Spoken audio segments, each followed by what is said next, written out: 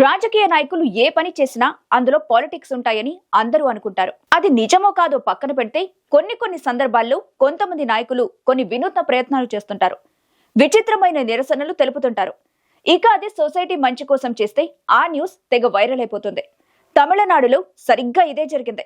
అలాంటి వెరైటీ పద్ధతిలో నిరసన తెలిపిన వ్యక్తి కె అన్నామలై.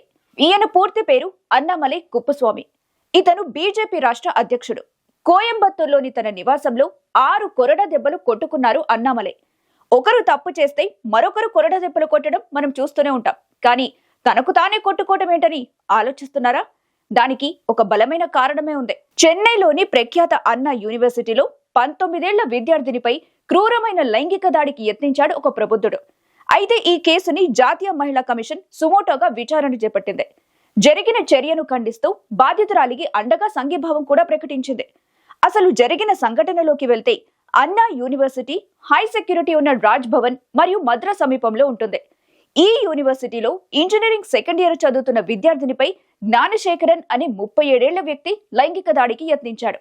రాత్రి 8 గంటలకు క్యాంపస్ లోని ఏకాంత ప్రదేశంలో ఆ అమ్మాయి తన ఫ్రెండ్ తో మాట్లాడుతున్న టైంలో ఈ వ్యక్తి అక్కడికి చేరుకున్నాడు.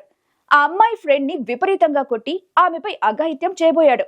ఆ యువతి ప్రతిఘటించడంతో ఆమెపై కూడా తీవ్రంగా దాడి చేశాడు. అంతేకాదు, ఇదంతా జరగడానికి ముందే ఆ యువతిని వీడియో తీశాడు జ్ఞానశేఖరన్. అది చూపించి బెదిరించడం స్టార్ట్ చేశాడు. దీన్ని భరించలేక మరుసటి రోజు ఆ యువతి పోలీసులకు మొత్తం విషయమంతా చెప్పేసింది. దీంతో ఈ ఘటన చెన్నైలో సంచలనంగా మారింది. విపక్ష నేతలు తమిళనాడు ప్రభుత్వంపై విరుచుకుపడుతున్నారు.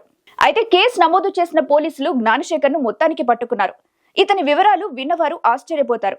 ఎందుకంటే ఆ అన్నా యూనివర్సిటీ ప్రాంతంలోని ఫుట్పాత్ పై బిర్యానీ అమ్ముకునే వ్యక్తి. ఈయన కన్యాకుమారికి చెందిన వ్యక్తిగా పోలీసులు గుర్తించారు.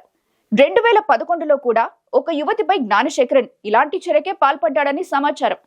నిందితుడికి క్రిమినల్ రికార్డ్ కూడా ఉన్నట్టు పోలీసులు చెబుతున్నారు. ప్రస్తుతం ఈ సంఘటన తమిళనాడు వ్యాప్తంగా కలకలం రేపుతుంది. ఇక సోషల్ మీడియాలో అయితే పోస్టులు కూడా వైరల్ అవుతున్నాయి. ఇక ఈ 19 ఏళ్ల యువతిపై జరిగిన అఘాయిత్యాన్ని నిరసిస్తూ బీజేపీ నాయకుడు అన్నామలై ఇలా కొరడా దెబ్బలు కొట్టుకున్నాడు. అంతేకాదు, డిఎంకేని అధికారంలో నుంచి తొలగించే వరకు చెప్పులు వేసుకోనని ప్రతినబూనాడు. అక్కడితో కూడా ఆగలేదు, మొక్కు కూడా చెల్లించుకుంటానన్నారు. రాష్ట్రంలోని 6 మురుగన్ క్షేత్రాలను దర్శించుకునేందుకు 48 గంటల పాటు ఉపవాస దీక్ష చేస్తానని చెప్పారు. ఇలా మీడియా ముందు అన్నామలై నిప్పులు చెరిగారు. ఈ నిరసనకి అసలు విషయం ఏంటంటే, రాష్ట్రంలోని చెడు అంతమైపోవాలని ఈ దీక్ష చేపడుతున్నారట అన్నామలై. ఈ నాయకుడు చేస్తుంది మంచి పనే కాబట్టి ప్రజల నుంచి కూడా మద్దతు లభిస్తుంది. ఏదేమైనా 19 ఏళ్ల యువతిపై జరిగిన ఆ అఘాయిత్యం తమిళనాడు ప్రభుత్వాన్నే ఓ కుదుపు కుదిపేస్తుంది.